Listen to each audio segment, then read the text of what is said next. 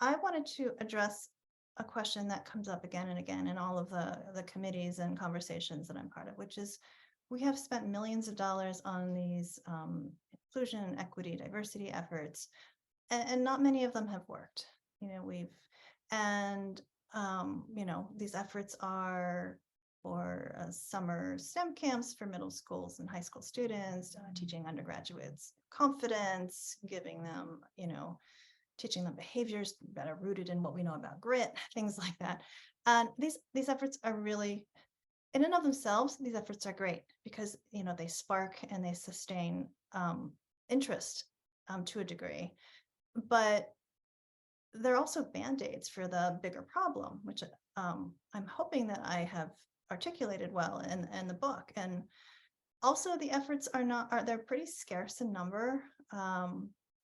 They are not sustained over time, usually due to funding limitations. They're not large enough to move in scale to move the needle.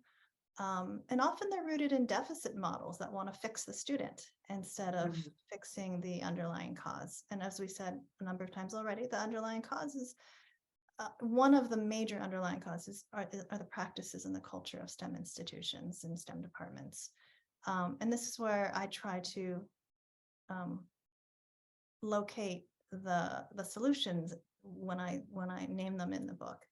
And because it really is not fair to leave that up to the students and leave them up to navigating, because even if they figure it out and they succeed, they did not change it for the next person coming after them.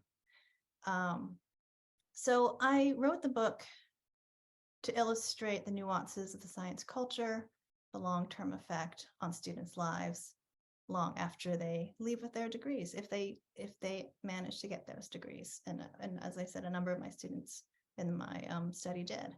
And it's just my hope that this book will open up conversations, as you and I have already seen, for members of departments, no matter what their backgrounds, and to just think creatively about how they might change the cultures of their disciplines.